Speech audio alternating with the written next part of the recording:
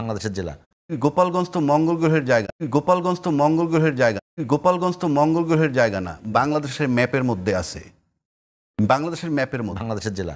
সুতরাং এখানে প্রোগ্রামটা অনেক আগের, যে যাবে ওরা জনসভা করতে যাবে, অপরাধটা কি?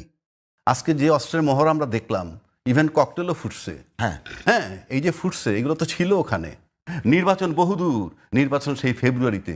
তার আগে এই পরিস্থিতি ট্যাকেল করতে হবে, আপনাকে কৈফিয়ত দিতে হবে জাতির কাছে যে আপনারা প্রশাসনকে কি ইঙ্গিত দিচ্ছেন যে মাঠে নামবা কিন্তু কিছু করবা না। মাঠে সরোয়ার্দী উদ্যানে আমরা ঐতিহাসিক সমাবেশ করতে পেরে কালকে ইনশাল্লাহ 15-20 লাখের মতো লোক হবে। আমাদের টার্গেট হলো 10 লাখ হলো। বিভিন্ন জায়গা থেকে যেভাবে লোক আসতেছে, ট্রেনে করে, রেলে করে, শিপে করে, তারপর বিভিন্ন গাড়ি যার মতো করে আসতেছে, সাংগঠনিকভাবে আসতেছে, অনেক লোক হবে। আমাদের 7 দফা দাবি নিয়েই আমরা এই প্রোগ্রামটা ইনশাল্লাহ প্রত্যেকটা গ্রামে গ্রামে, থানা, উপজেলা, তারপর সিটি কর্পোরেশন হতে ধরে সব জায়গায় আমরা এই 7 দফা দাবির কি জন্য প্রয়োজন আমরা সেটা তুলে ধরবো।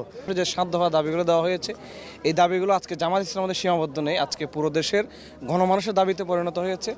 আমরা যে দাবিগুলোর মধ্যে রয়েছে অন্যতম একটা দাবি, সেটা হলো জুলাই গণহত্যার বিচার। আপনারা দেখতে পাচ্ছেন যে বিগত একটা বছর চলে গেছে, এরপরও ইন্টারিম গভর্নমেন্ট আমাদের যে জুলাই গণহত্যার বিচার করতে সক্ষম হয় নাই। এই জুলাই গণহত্যার বিচার আমরা চাই। পাশাপাশি একটা অন্যতম প্রধান বাধা, আমার নাম দিছে উস্কানি ভট্টাচার্য, আরো কত নাম যে পাইলাম, আগে কইতে হেফাজতি ভট্টাচার্য। যাই হোক, বিপ্লবোত্তর বাংলাদেশকে যেভাবে গড়া দরকার ছিল সেটা গড়তে দেওয়া হয় নাই, ভয়, শঙ্কার, ষড়যন্ত্রের কারণে। বিপ্লবোত্তর বাংলাদেশকে যারা করতে পারতো তাদের বিপ্লবের উষারগ্নে দূরে ঠেলে দেওয়া হয়েছে, বিপ্লবকে বিপ্লব বলে স্বীকারই করা হয় নাই। সেই কারণে বিপ্লবকে কেমনে ম্যানেজ করতে হবে এটা বোঝা যায়নি। আসলে তো হয়েছে এটা বিপ্লব, সেই বিপ্লবকে তো ম্যানেজ করতে হইতো। বিপ্লব বলেই যদি স্বীকার না করে তাহলে ম্যানেজ করবে কেমনে? আমার দলের ছাত্র দলের এই অভ্যুত্থানে প্রাণ দিয়েছে, সুতরাং এই অভ্যুত্থান যতটা বিএনপি, তার চেয়ে বেশি আর কারো নয়। 1 বছর আগে এই দিনে ফ্যাসিস্ট হাসিনার পুলিশ বাহিনী, ফ্যাসিস্ট হাসিনার গুন্ডা বাহিনী কিভাবে আমাদের নেতা কর্মী থেকে শুরু করে ছাত্র জনতা, সাধারণ মানুষকে গুলি করে পাখির মতো হত্যা করেছে।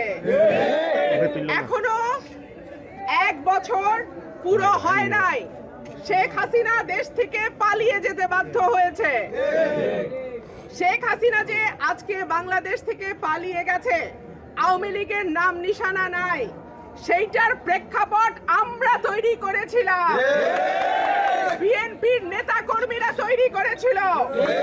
দেশনেত্রী বেগম খালেদা জিয়া এবং আগামীর রাষ্ট্রনায়ক জনাব তারেক রহমানের দিক নির্দেশনায় গত 15 বছর আমাদের উপরে 100 রকম জুলুম হয়েছে, অন্যায় হয়েছে, আমরা ঘরে থাকতে পারি নাই, মামলার পর মামলা, জেলে যেতে হয়েছে, বাবা মারা গেছে, ছেলে আসতে পারে নাই, ছেলে মারা গেছে, বাবা দেখতে পারে নাই, এরকম হয়েছে না?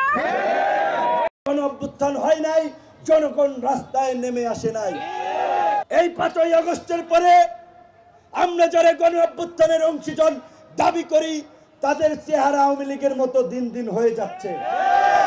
বিভিন্ন মার্কেট সমিতি, দোকান থেকে চাঁদা, আরেকজনের জায়গা দখল, ফ্ল্যাট দখল, গেট দখল, পুকুর দখল, এই দখলবাজি ছাত্ররা করছে না, নিরীহ জনগণ করছে না, রাজনৈতিক দলের যাদের বেশি শক্তি আছে আমরাই করছি। কিন্তু এই জুলাইয়ের শহীদরা অবশ্যই আমাদের কাছে অমর, এবং তাদের যে আত্মত্যাগ এবং সংগ্রামের চেতনা, সেটাকেই সামনে রেখে আমাদেরকে নতুন বাংলাদেশ বিনির্মাণের পথে এগিয়ে যেতে হবে।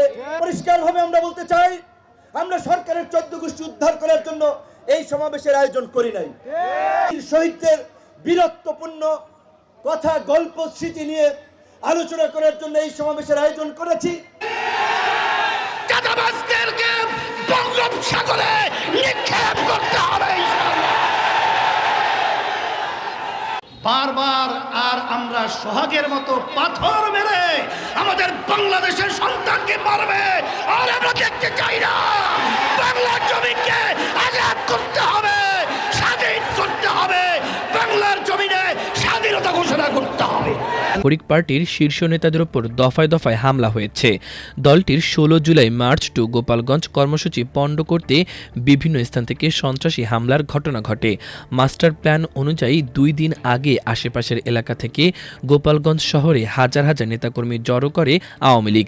টার্গেট ছিল এনসিপিকে ঢুকতে দেয়া হলেও তাদের জীবিত বের হতে দেয়া হবে না, বিশেষ করে শীর্ষ নেতাদের হত্যা করা।